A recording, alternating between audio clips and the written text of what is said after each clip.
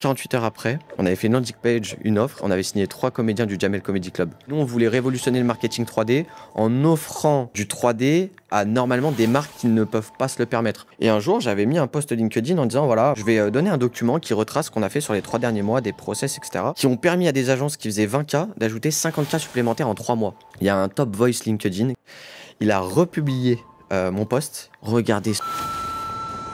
Et c'est fou quand même, tu te dis, mais comment les gens Tu te rends pensent? pas compte, les femmes comme on prend cher. Hein. Ouais. T'as réussi, t'es sur OnlyFans, te clash sur ton physique. J'ai beaucoup d'empathie en fait pour eux parce que d'un coup je me dis mais leur vie elle doit être très dure. Lyncher les arnaqueurs, oui. Lyncher les personnes qui apportent une vraie valeur dans le monde, non en fait. Si on proposait, et on y réfléchit beaucoup, à accompagner des gens à lancer une agence à partir de zéro, il y en a quand même beaucoup qui diraient ah c'est des arnaqueurs. Est-ce qu'on est prêt à franchir ce cap aujourd'hui? Je ne sais pas. Il y a peut-être des gens, c'est des mamans, elles sont au chômage, elles trouvent plus de boulot, je sais pas. Et vous allez leur offrir cette opportunité de changer de vie. Pour ces gens-là, oui, il faut le faire. Et tu m'as pas dit, c'est quoi ton secret pour pas t'épuiser alors du coup?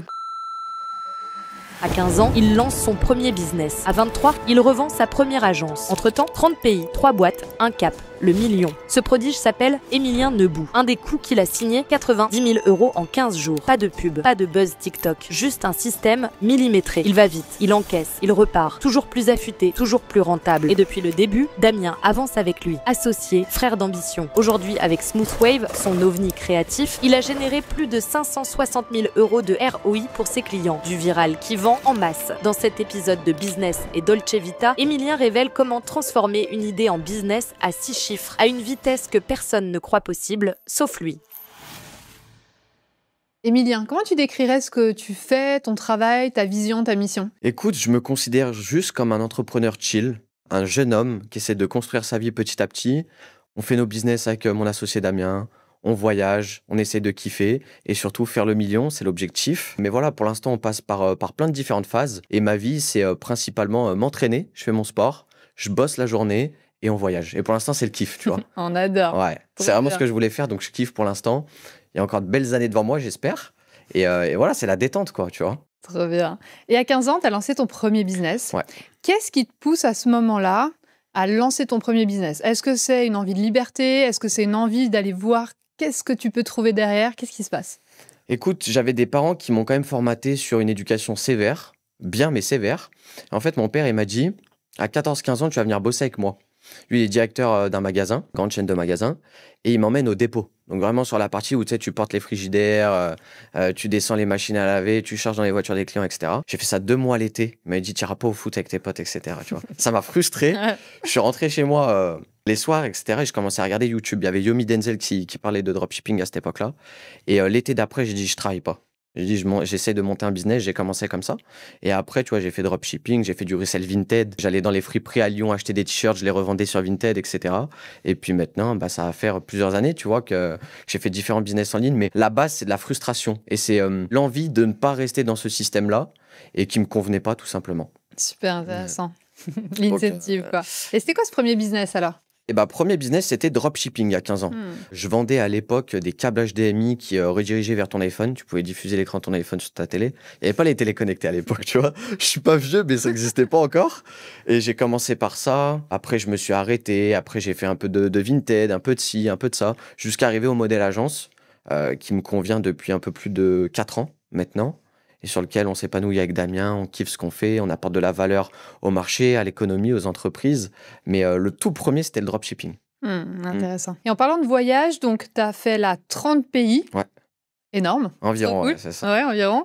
Et c'est quoi un petit peu... J'imagine que ça t'a challengé énormément sur les voyages, ça transforme. Ça t'a challengé sur quoi du côté business, réussite? Le plus marquant, c'est Dubaï, déjà. J'avais jamais pris une aussi grosse claque qu'à Dubaï, mais dans le bon sens du terme, ça m'a remis une motivation de malade. Nous, on est challengé pas par la motivation, mais par la discipline de base avec Damien. On sait que peu importe ce qui arrive, on va bosser du lundi au dimanche.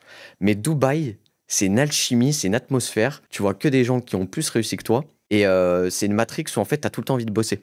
Après, culturellement, les voyages, ça m'a montré aussi qu'il y avait de l'argent de partout. Tu sais, il y a beaucoup de gens qui disent « Ah, tel pays est pauvre, il n'y a rien à faire, et ça c'est comme ci, et ça c'est comme ça. » Surtout les rencontres. Hein.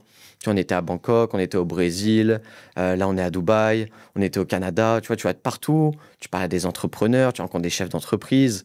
Et donc ça me fait voir des visions différentes, et même en termes de positionnement, d'offres, d'acquisition, tu vois, qui est notre spécialité, à toi aussi en plus, ben, tu te rends compte qu'en fait, les normes ne sont pas les mêmes, les manières de communiquer ne sont pas les mêmes. Donc, tu t'éduques à des marchés. Et en termes de savoir être compétent, je pense que c'est incroyable. Il n'y a rien de mieux de voyager, même humainement parlant, tu vois, c'est exceptionnel. Mm.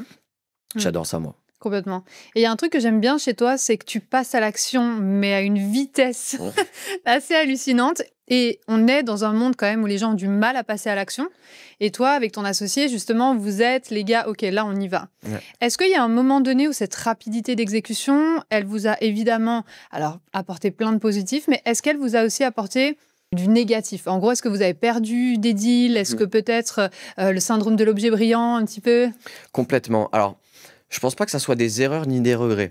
Par contre, tu vois, c'est vrai que il y a une époque, surtout en 2021-2022, quand il y avait cette sphère-là des agences de marketing, nous, on était sur Twitter ou sur TikTok.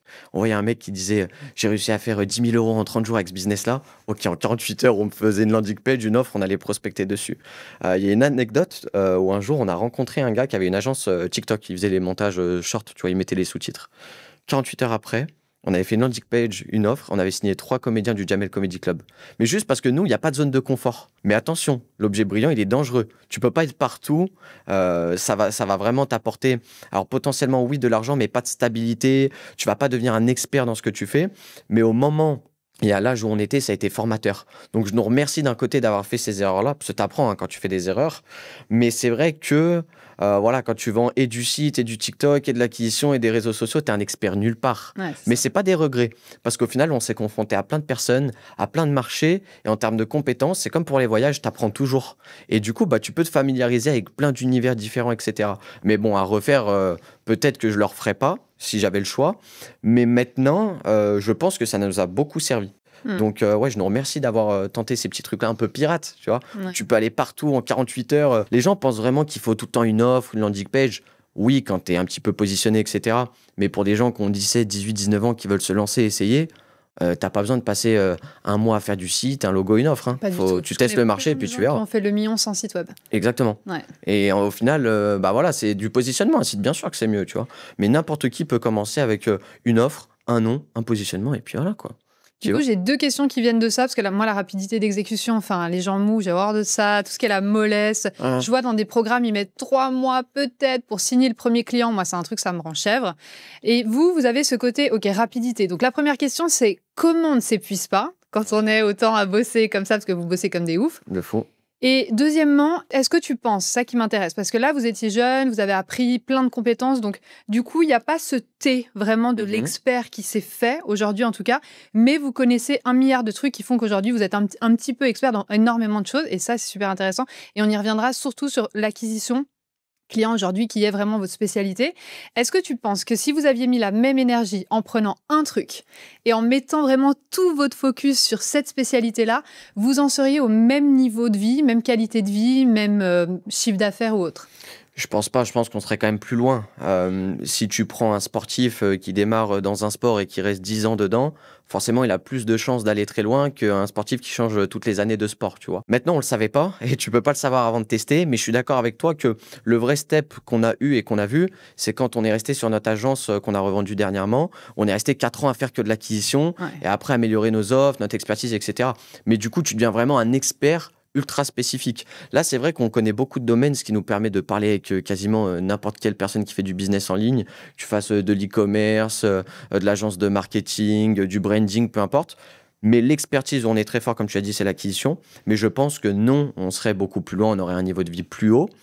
Pour autant, ça nous a permis, encore une fois, des opportunités. Donc, on a fait plein de choses et on a fait un réseau un peu partout qui sûrement paiera dans les prochaines années. Oui, surtout dans la délégation. Maintenant, parce qu'avec Michel, on a fait pareil. On s'est énormément formé sur beaucoup de choses. Et maintenant, quand on délègue, moi, je peux te dire immédiatement si c'est un expert ou pas. Voilà, Enfin. tu sais ce que tu fais. Et en plus de ça, on est un peu pareil, on en a parlé ensemble, mais c'est vrai que les process, savoir comment recruter, c'est un gros piège. Hein. Ouais. Le recrutement, c'est dur. Et ton business, quand il passe par l'humain, il faut avoir des gens compétents. C'est ton image, c'est ton marketing, etc. C'est dur à trouver.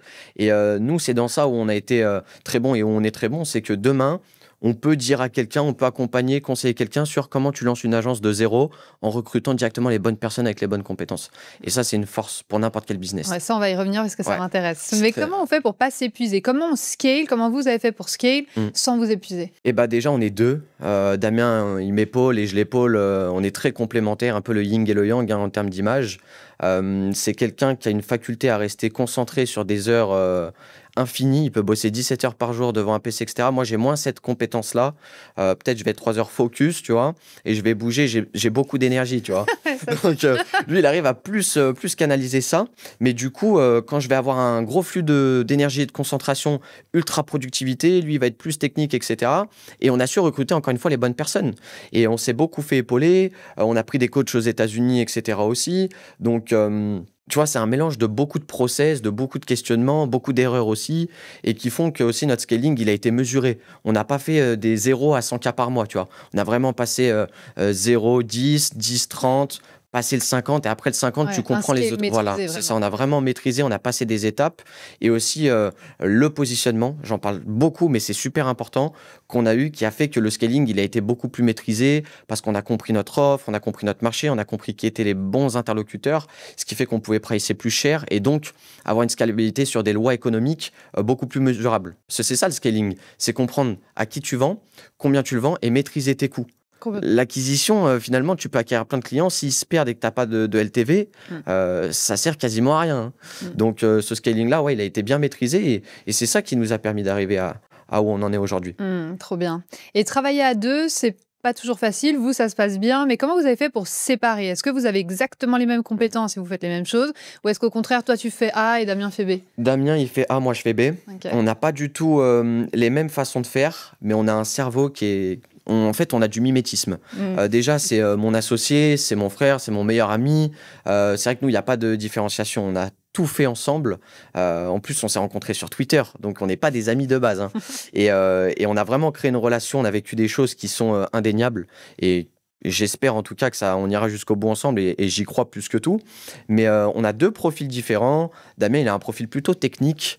Il comprend vite les choses techniques, il va réussir à trouver des solutions très précises à des problèmes techniques. Et moi, je vais avoir plus cette aisance à parler, avoir cette zone de génie sur la scalabilité, le business model.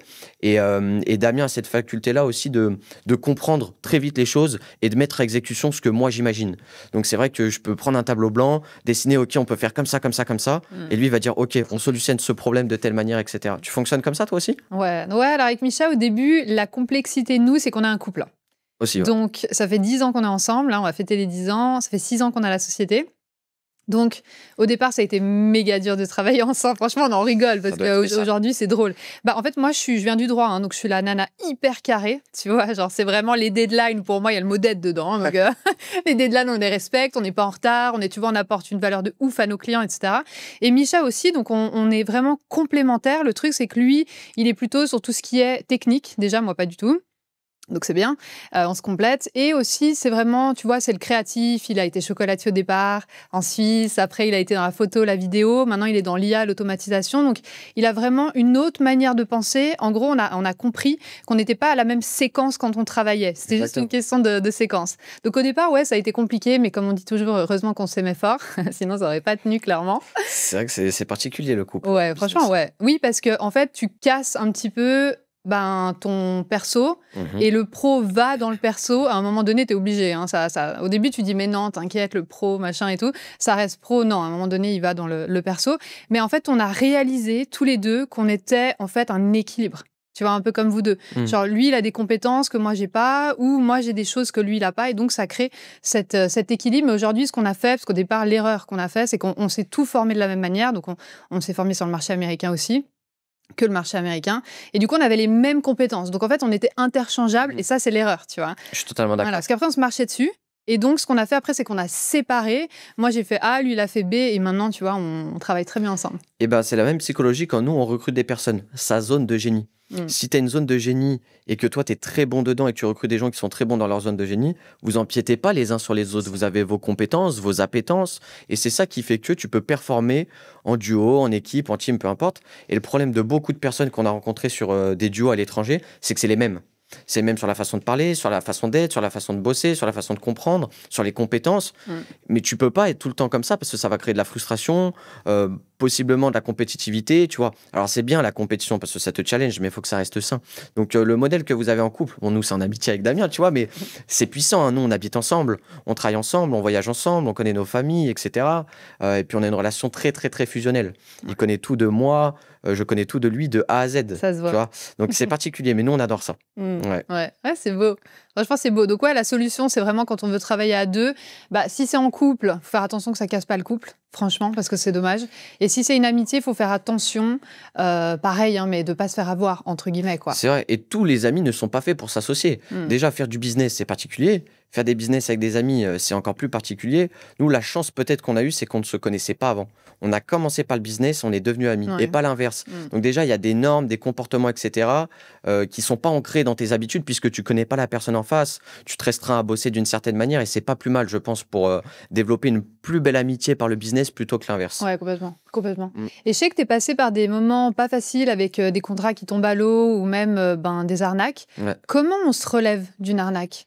Bah déjà, comment tu te relèves? Tu te remets en question. Nous, on a cette faculté-là avec Damien de beaucoup se remettre en question tout le temps, parfois à tort. Et après, je pense que c'est une question de mentalité, hein. Si dans ce monde-là, qui est très surnois, qui est particulier, quand tu commences à grandir dedans, etc., à faire un petit peu d'argent, faut s'y attendre. Et nous, avec Damien, on a préféré prendre la position de c'est notre faute. On a potentiellement fréquenté des mauvaises personnes, pas fait confiance aux bonnes personnes. On a entièrement notre part de responsabilité. Donc je pense qu'il faut te remettre en question, il faut comprendre pourquoi tu t'es fait avoir, comment tu t'es fait avoir. Après, ça arrivera quasiment toujours, hein. Je pense qu'il n'y a personne qui réussit, entre guillemets, et qui ne se fait pas avoir. Mais après, c'est des périodes de doute, hein. Tu te poses beaucoup de questions. Bon, nous, on n'est pas tombé en dépression parce qu'on arrive à beaucoup se parler, à relativiser, etc. Mais c'est vrai qu'on a rencontré des personnes qui se sont fait scam beaucoup plus que nous, qui aujourd'hui ne font plus de business parce qu'il faut avoir les épaules solides. Et quand tu bâtis des plans sur l'argent qui devrait arriver mais qui n'arrive jamais, il n'y a plus de plan, hein. Ça tombe à l'eau et va faire un tour, il faut recommencer, tu vois. Donc c'est particulier, mais encore une fois, t'apprends. T'apprends pas sans erreur, t'apprends pas sans te faire manipuler parfois, dans le bon ou dans le mauvais sens du terme. Donc j'ose me dire que tant mieux que ça soit arrivé, ça se reproduira pas, en tout cas je l'espère pas. Et ça nous a permis, on croise les doigts. Et tu vois, ça nous a permis aussi de mettre des process, de se sécuriser, de peut-être être moins naïf, de faire moins confiance, de plus se méfier. Donc, ça fait partie du jeu. Tu t'es déjà fait avoir, toi? Non, parce que moi, je viens du droit. Donc, je suis méga relou là-dessus. Et plein de fois, parce que je suis quelqu'un de cool de base, tu vois, je fais confiance aux gens et tout. Et plein de fois, je me suis dit, ah, mais ça, c'est bon. Et après, à chaque fois, j'ai la réflexion, non, t'as pas fait du droit pour rien. Genre, tu sais, s'il y a un truc que j'ai appris, c'est quand même 12 ans, hein, toutes les études et tout, je me dis, non, là, tu sais qu'il faut cadrer. Donc, à chaque fois, il y a mes contrats, il y a les devis, tu sais, c'est vraiment... Alors, c'est chiant à faire, hein, mais du moment où tu as mis ça en place, tu l'as écrit une fois, moi, ce que j'ai fait, c'est que j'ai rédigé le contrat. Tu peux trouver en ligne, hein, plein de contrats. On a ça maintenant. Exactement, un template. Tu demandes à ChatGPT de te le corriger un petit peu. Alors, il faut lui mettre, faut utiliser le bon prompt, hein. Il faut qu'il se mette dans la peau d'un jury spécialisé là-dedans. Il faut dire le pays. Donc, moi, c'est en Suisse, mais toi, ce sera en France. Et après, je l'ai fait relire à un ami avocat qui l'a relu, qui m'a confirmé, qui a lu les conditions générales de vente, etc. Donc, non, ça m'est pas arrivé parce que c'est trop cadré, en fait. On a ça maintenant aussi. Mais tu vois, nous, quand on s'est fait avoir, c'est pas par naïveté ou quoi. C'est plutôt des clients sur l'agence d'acquisition qu'on avait où, en fait, quand tu as une récurrence, ils doivent te payer tous les mois. Et en fait, oui, les impayés, en fait. Voilà, Oui, ça. un jour, ils ne te payent pas. D'autres prestataires qui nous ont eu clairement, hein, qui nous devaient de l'argent sur de la performance qui n'a jamais été virée. Des mauvaises associations, entre gros guillemets, des gens avec qui on a bossé, on a tendu la main. Ils te prennent le contrat, ils partent dans le dos, etc. Des deals qu'on a essayé de nous saboter, hein. On a appris ça quelques années après où il y a des collaborateurs, entre gros guillemets, qui envoyaient des mails dans notre dos pour dire « Ah, bossez pas avec eux », qui inventaient des histoires, qui récupéraient le contrat derrière. Le monde des agences, surtout quand nous, on est jeunes, hein, on a commencé vraiment les agences à 20 ans. Tu bosses avec potentiellement des personnes qui ont 30, 40, 50 ans. Il y a parfois de la jalousie, parfois du manque de crédibilité. Les gens sont prêts à tout aujourd'hui. Moi, c'est la leçon que j'ai retenue. Tu gardes un œil ouvert, mais... toujours penser que... C'est bien, de toute façon, moi je vois rien comme une erreur, je vois tout comme une leçon. Exactement, pas de regret, tu vois. T'apprends, si c'est arrivé, c'est que ça devait arriver. Et ce qui devra arriver, c'est la logique, tu vois. Donc nous, on voit comme ça aussi avec Damien. D'ailleurs, en parlant d'impayés, la dernière fois, j'ai vu un mec sur TikTok qui disait ça m'a fait trop rire, parce que souvent on dit, ouais, c'est les coachs, les formateurs, c'est des arnaqueurs, tu vois. Et nous qui sommes de l'autre côté, tu vois, enfin moi, pour ma part, je suis de l'autre côté, et je vois toutes ces personnes, et lui, justement, ce mec, il était un peu vénère, et il a dit, ouais, arrêtez de nous traiter, nous, d'arnaqueurs, parce que ceux qui l'arnaque, c'est le client qui vient en call, et moi, c'est exactement ce qui m'arrive. La personne, elle doit candidater. Elle doit me prouver qu'elle est prête, mais dans tous les sens du terme, c'est-à-dire qu'elle a la compétence, qu'elle a le mindset, qu'elle est prête à investir les ressources nécessaires. Donc, ça veut dire du temps, une équipe, par exemple, de l'argent, etc. Et après, seulement, je dis oui, ta candidature est validée, on la prend en appel, et ensuite, uniquement si de nouveau elle est validée, là, on la prend dans le programme. Et donc, toutes ces personnes, elles passent un peu un entretien d'embauche, elles te font croire que, puis après, elles arrêtent de payer, tu vois. Ouais. Et lui, il disait justement, c'est eux qui t'arnaquent, parce qu'ils te font croire que, mais en fait, c'est que du mytho, parce que moi, je vois les personnes, des fois, qui viennent en call, tu vois qu'elles se survendent. Tu vois, elle me dit, j'ai ça comme compétence, je vais faire ci, je vais faire ça, puis en fait, pendant l'accompagnement, il y a plus grand monde. C'est pas tu trop vois. le cas. Ouais, parce que je pense qu'aussi, ils découvrent que c'est pas si simple. C'est ça. Les réseaux, c'est un fait. La belle vie, c'est un fait, mais on travaille tous les jours. T'es pas au bord de la piscine tous les jours. On peut faire des stories, des tentes, etc. Ça fait partie aussi parfois du marketing pour certains. Mais la réalité, c'est que si tu n'ouvres pas ton PC, tu peux acheter une formation, hein. Peu importe le domaine, si tu n'ouvres pas ton PC, que tu bosses pas, ça va pas tomber du ciel. Comme l'infoproduit, la vente de formation, c'est des arnaques, etc. Il y en a beaucoup, il y en a des très bonnes aussi. Et en fait, il y a personne qui va venir te sauver. C'est-à-dire que tu achètes une formation, le mec, il va pas passer à travers l'écran, pianoter à ta place et faire ton chiffre d'affaires. Mais eux, c'est ce qu'ils pensent. Ils te donnent l'argent, ils pensent que toi, tu vas leur filer les clientèles. Ouais, mais là, c'est le côté, c'est pas un accompagnement déjà. Voilà. Parce qu'à l'accompagnement, je vais pas les poster pour toi, je vais pas faire les appels à ta place, etc. quoi. Donc après, ça, c'est très français aussi, hein. On va pas non plus critiquer, mais c'est plus européen que asiatique, américain, etc. Mais c'est vrai que nous, tu vois, on a beaucoup réfléchi à l'infoproduit avec Damien. On estime qu'on a quand même de belles compétences, qu'on pourrait aider des gens. On a offert des centaines de coachings gratuitement. On n'avait rien à gagner, hein, juste pour prendre de la data, aider les gens, etc. Mais il y a tout le temps ce syndrome qui revient de qu'est-ce qu'on va refléter. On peut avoir fait du chiffre d'affaires sur nos agences. On a encore une agence actuellement. Si on proposait, et on y réfléchit beaucoup, à accompagner des gens à lancer une agence à partir de zéro, il y en a quand même beaucoup qui diraient « Ah, c'est des arnaqueurs, ils sont à Dubaï, mais ils sont là. » Ça fait partie du jeu, mais est-ce qu'on est prêt à franchir ce cap aujourd'hui? Je ne sais pas. Moi, je pense que oui, parce que toutes les personnes qui sont, moi je les appelle les haters, enfin on les appelle un peu comme on veut, toutes ces personnes qui sont contre, en fait, on s'en fout, parce que ce sera jamais ton dream client. Toi, ton dream client, c'est toutes ces personnes de qui tu vas transformer la vie. C'est-à-dire que là, vous allez, si vous décidez, je vous le souhaite vraiment, parce que c'est une très belle opportunité pour toutes ces personnes, vous allez les aider de passer de zéro à j'ai une agence. Tu vois, en partant de zéro. Alors évidemment, il faut avoir quelques compétences, mais tu vois, tu vas transformer la vie de certaines personnes. Il y a peut-être des gens, c'est des mamans, elles sont au chômage, elles trouvent plus de boulot, je sais pas, tu vois. Et vous allez leur offrir cette opportunité de changer de vie. Et c'est une vie où tu peux vivre depuis où tu veux dans le monde, tu peux t'occuper de ta fille, tu as le temps, etc. Tu vois. Donc, pour ces gens-là, oui, il faut le faire. Mais c'est intéressant ton point de vue aussi, mais moi je reste dans ce système-là de me dire, tu vois, moi j'ai ma mère, c'est plus important que tout. J'ai pas envie qu'il y ait des gens qui aillent commenter, envoyer des messages, qui lui parlent, ton fils c'est un arnaqueur, etc. Ça m'est jamais arrivé. Ben, nous, on a plein de potes à nous à qui c'est arrivé, et pourtant on sait qu'ils sont compétents, ils ont vraiment fait faire de l'argent à des personnes, ils ont changé leur vie, mais en fait, et nous on avait ça, même quand on faisait nos ads sur nos agences d'acquisition, où on disait, bah voilà, on accompagne des sociétés B2B à avoir plus de rendez-vous, etc., etc. Des gens qui mettaient sous les ads Facebook, ah, mais toi, t'es un petit con, t'es un petit arnaqueur. Oui, ads, oui, mais t'en fous. Mais c'est fou quand même. Tu te dis, mais comment les gens pensent? On va compte, les femmes, comme on prend cher. Hein. Ouais. T'as réussi, t'es sur OnlyFans.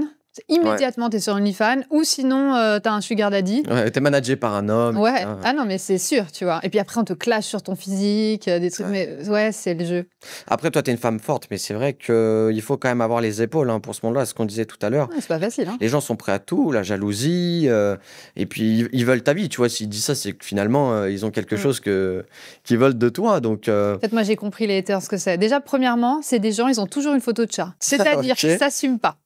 C'est pas un vrai compte à chaque fois, c'est un espèce de faux compte, un mec bizarre ou une nana bizarre. Qui, en fait, parce que pendant longtemps, j'ai analysé, je me suis dit, mais pourquoi autant de haine, tu vois? Et il y a des nanas qui se font lyncher des mecs aussi, hein, alors qu'ils font une qualité de ouf, tu vois. Je suis là, mais attends, lyncher les arnaqueurs, oui. Lyncher les personnes qui apportent une vraie valeur dans le monde, non, en fait. Donc j'ai beaucoup cherché, je me suis dit, mais comment ça se fait? Et en fait, c'est parce que en plus, moi, je parle beaucoup d'argent. Parce que pour moi, il faut libérer les gens de l'argent. Il n'y a pas de tabou. Exactement, il n'y a pas de tabou. On doit être fier de bien gagner sa vie, tu vois. Selon moi. Et donc, quand je parle d'argent, évidemment, je me fais lyncher. Et j'ai trouvé la réponse, c'est ma théorie.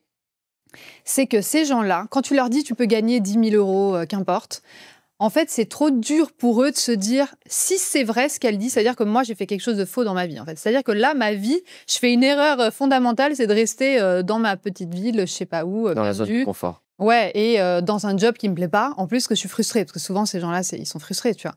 Donc en fait, c'est ça. Moi, quand j'ai mis cette étiquette là-dessus, je me suis dit, ah, mais en fait, c'est pour ça, c'est parce qu'en fait, c'est trop dur ce que je leur dis. Ça voudrait dire se remettre en question eux et dire, moi, je fais une erreur. Donc ils préfèrent, du coup, dire que c'est toi l'arnaque.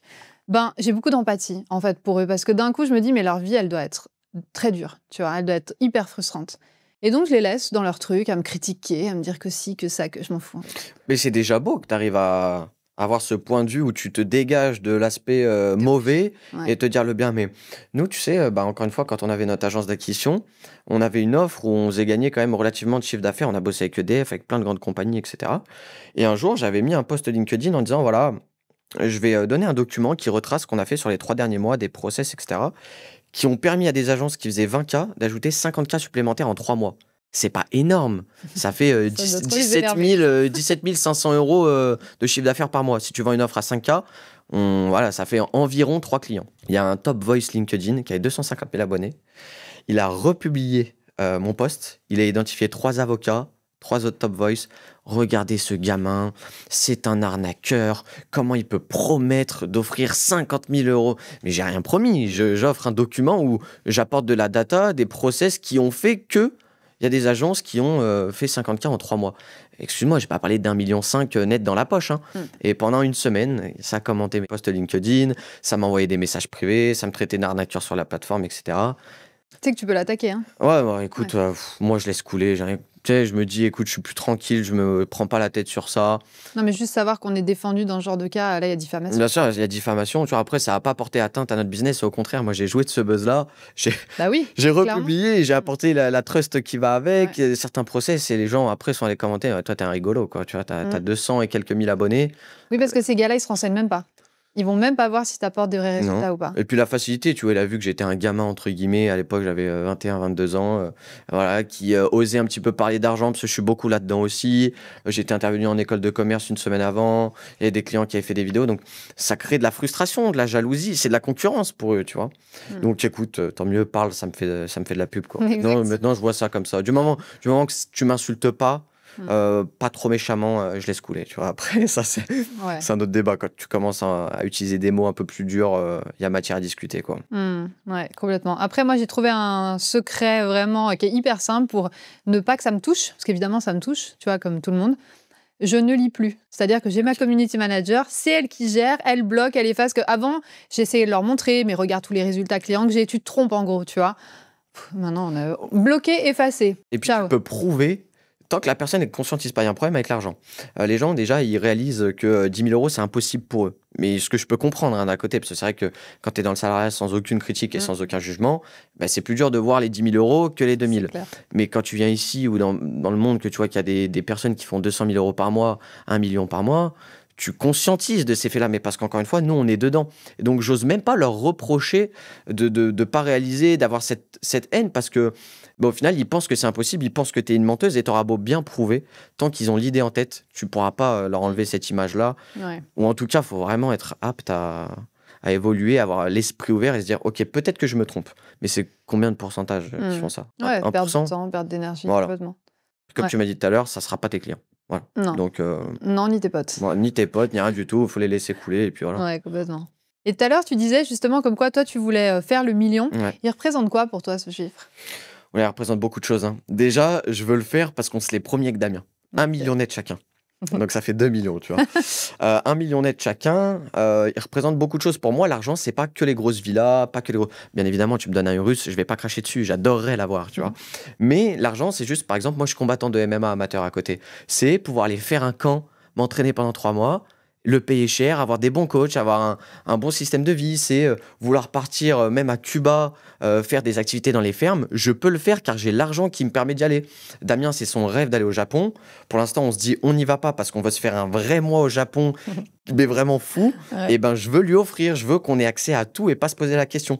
Donc, c'est un symbole de réussite. Pour moi, alors attention, ça ne veut pas dire que tu n'as pas réussi si tu ne l'as pas fait. Mais pour moi, Emilien, qui je suis, et Damien, qui il est, on veut le faire pour se dire, on a réussi ce step-là. C'est offrir à ma mère ce que je veux lui offrir depuis un certain temps. Donc forcément, il faut de l'argent. Tu veux un beau toit, il faut de l'argent. Tu veux une belle voiture, il faut de l'argent. Tu veux faire des bons restaurants, il faut de l'argent. Tu veux faire un bon podcast, il faut de l'argent. Donc en fait, il ne faut pas avoir peur de parler de l'argent. Ça, encore une fois, c'est dans les dans les morales, dans les mœurs, que l'argent c'est mauvais, faut pas dire. Ouais.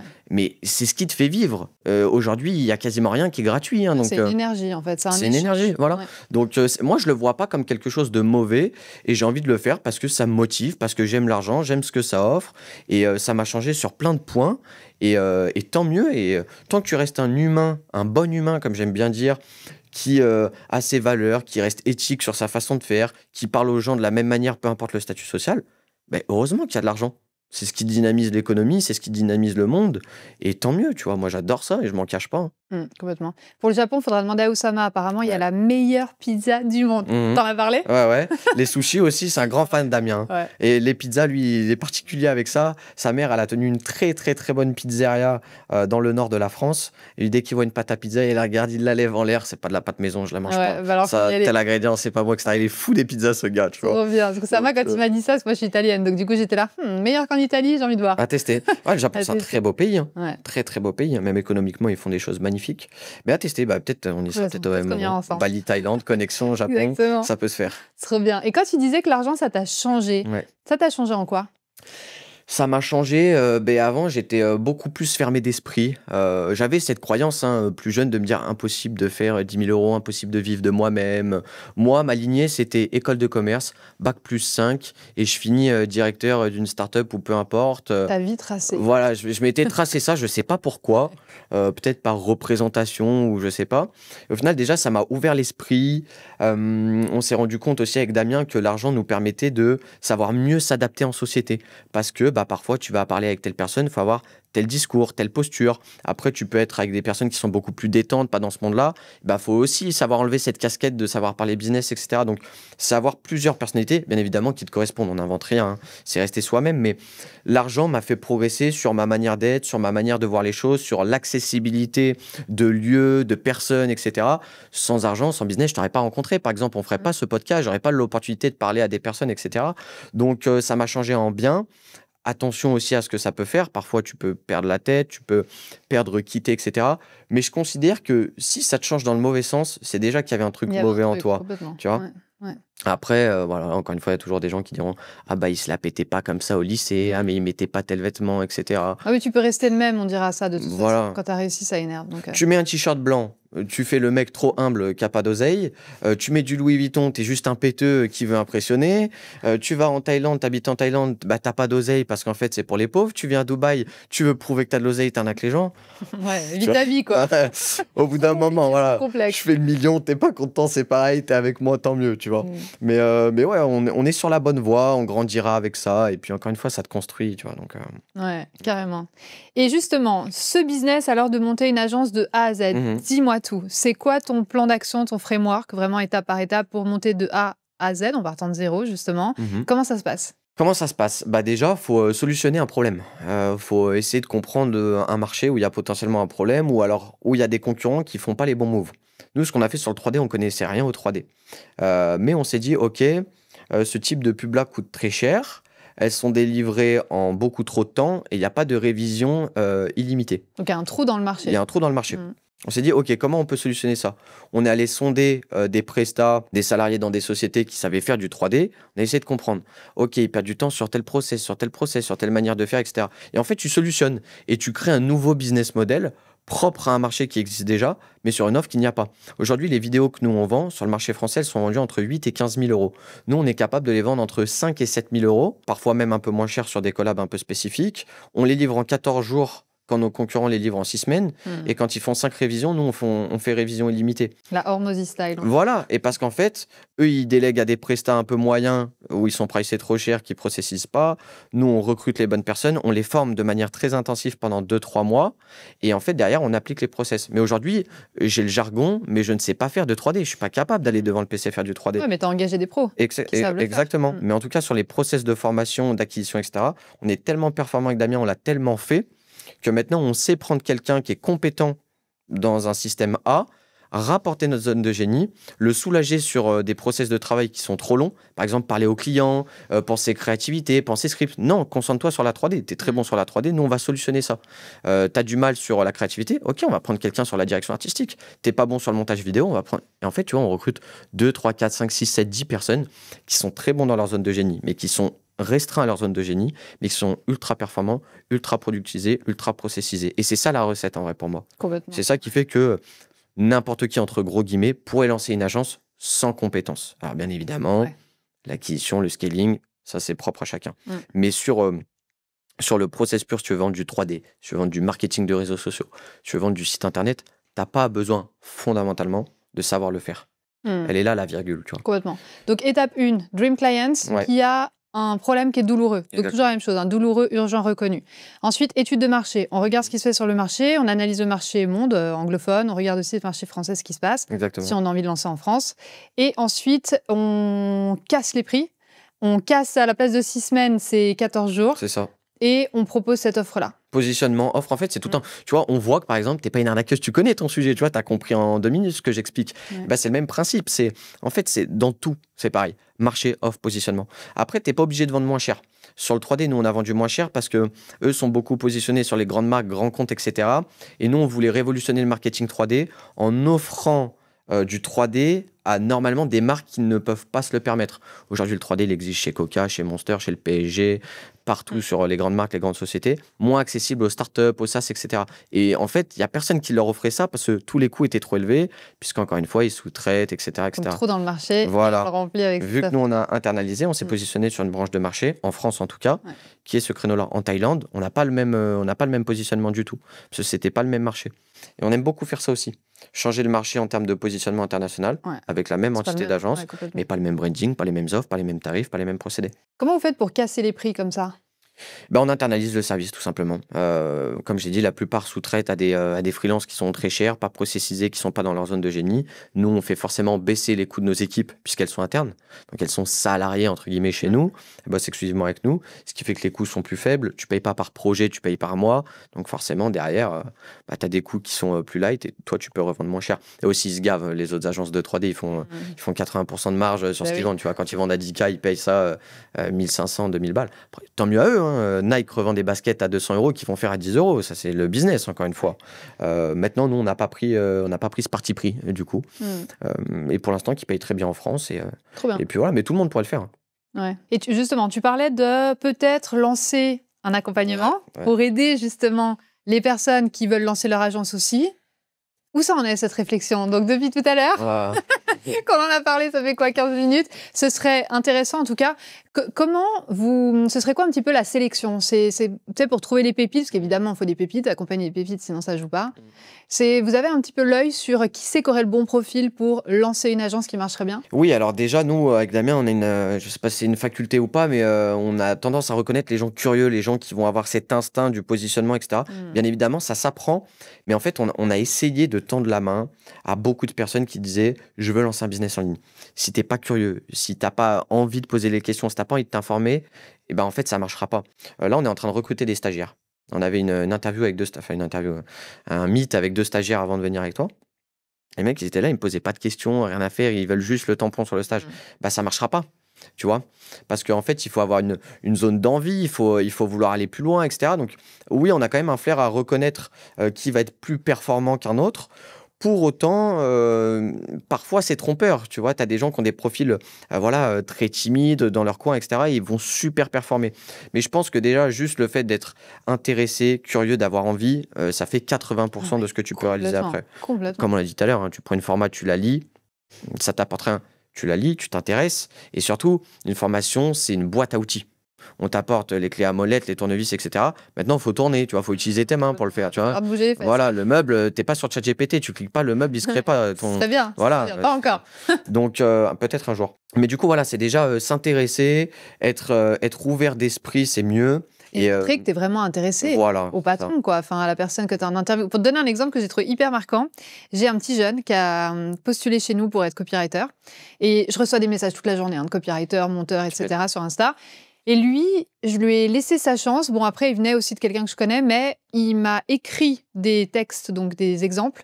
Et je lui ai dit, ah, c'est drôle, on dirait moi qui ai écrit. Puis il me dit, ah, mais oui, mais je me suis farci tous tes podcasts. Alors, il m'a pas dit ça comme ça. Il m'a dit, oui, j'ai tout écouté pour voir où est-ce que tu mettais l'accent, sur quel mot, etc. Et on aurait dit moi qui écrivais. Genre vraiment, c'était impressionnant. Et tu vois, il n'était pas payé pour ça. Et il est super jeune en plus. Et il m'a montré à quel point... Enfin, il y en a des podcasts quand même. Hein. Toutes mes vidéos YouTube, il les a faites, etc. pour s'imprégner de ma voix. Mais parce que c'est son job, en fait. Copywriter, c'est capturer la voix de ses clients. Et lui, il a capté ça super jeune et j'étais là, mais je l'ai engagé direct. Et il a créé la différence. Tu en as peut-être reçu 50 des messages comme ça. Mais qui avait fait cet effort-là? Qui t'a montré? Damien, en ce moment, il a pris un petit jeune qui a... Moi, j'ai petit jeune, il est plus vieux que Damien, du coup, et que nous. Il a 25 ans, pardon. Il a 25 ans et en fait, il se lance dans une quête pareille du business en ligne, etc. Mais quand il a écrit à Damien, quand il lui a dit « Ah, vous m'inspirez trop, les gars, j'ai regardé ça, j'ai vu que vous avez fait ça, ça », ben en fait, tu as envie de l'aider parce qu'il te montre tellement d'intérêt. Toi-même, il te galvanise. Tu te dis, ah putain, je peux avoir cet impact-là, je peux aider les gens de cette manière-là. Du coup, Damien, il l'a pris sous son aile. Ça lui prend énormément de temps par semaine et je lui tire mon chapeau qu'il le fasse, tu vois, c'est bien. Et au final, parce que cette personne-là, elle est venue avec un impact, avec une envie, avec des messages différents. Comme toi, on en reçoit plein, hein, des messages. On était très présents sur Twitter à l'époque, LinkedIn un petit peu, etc. De est-ce que vous pouvez m'aider, est-ce que vous pouvez me coacher, est-ce que tu peux me donner ton avis sur ça? Mais en fait, je pense que tendre la main en plus, c'est hyper gratifiant pour toi. C'est-à-dire que tu fais quand même du bon taf. Ouais. Mais c'est sûr qu'il faut vouloir faire la différence pour qu'on te donne un petit peu cette opportunité-là. Nous-mêmes, on a essayé parfois d'écrire à des personnes. On ne nous a pas donné l'air parce que finalement, on était comme tout le monde. On envoyait un message banal et on ne montrait pas plus l'envie que ça quand on était jeune, hein, bien sûr. Donc, ouais, quand tu fais la diff, comme la personne qui t'a écrit pour le copywriting, c'est magnifique. T'as que envie de lui dire, mais viens bosser, en fait. Ouais, tu vois. J'ai dit, ok, bah go. Voilà. Et maintenant, il est compétent, il bosse bien, tu dois en être super contente. Très contente. Voilà. Ça file tout droit et lui, il a su faire la différence. Complètement. Ouais. Se différencier, hyper important. Comme le positionnement. Voilà. Être différenciant, parce que c'est saturé, en fait, de personnes qui t'écrivent. Ouais. Mais ça, ils comprennent pas, les gens. C'est dommage, parce qu'il suffit d'un petit truc. Lui, il a regardé toutes mes vidéos, mais il pouvait en regarder deux, tu vois. Une, ça te prend quoi? Tu mets en accéléré, tu comprends un petit peu la vibe de la personne, puis tu lui dis, puis la personne, elle trouve ça cool. Enfin, c'est être authentique. Tu vois, il a été authentique dans son message finalement. Il a repris une grosse base de ta personnalité, mais c'est authentique ce qu'il a créé. C'est pareil en podcast, si t'es faux, si t'inventes du pipeau, ça va se sentir, ça va se voir, etc. Et être authentique, ça fait que t'as pas ce... Bon, bien évidemment, il faut avoir ce filtre, mais t'as pas cette mauvaise gêne ou cette mauvaise image que tu essaies de créer qui va se lire un jour et qui fait que les gens vont être déçus de toi, ils t'apprécient pas pour les bonnes raisons, etc. Donc, puis toi, tu t'enfermes dans un personnage aussi. Au bout d'un moment, tu vas mourir, quoi. Ça se ressent. Tu vois, tu peux être un mec chill et tu vois. Puis on sent que t'es pas aligné, tu sais, on voit, ça peut être un peu weird, notre regard que ça aligne. Ah, moi, j'aime pas ça. Et puis, tu les vois hein, maintenant, les gens qui inventent un peu quand même. Complètement. Ah, moi, j'aime pas. Et donc, comme tu disais tout à l'heure, vous avez déjà exit une société. Bravo. Ouais. Merci beaucoup, c'est gentil. Trop stylé. C'est quoi un peu les prochains moves? Prochain move, c'est scaler l'agence de 3D qu'on a là. Alors, sur le visu, donc ce que les gens savent, c'est qu'on n'a qu'une agence de 3D, mais avec Damien, on a 4 ou 5 autres side business à côté, tu vois, qui sont gérés en 100% automatique par des équipes, justement. Donc, ça va être continuer de les faire progresser. Potentiellement, l'infoproduit. Et là, c'est vrai que depuis 2 ans, on parle beaucoup des SaaS.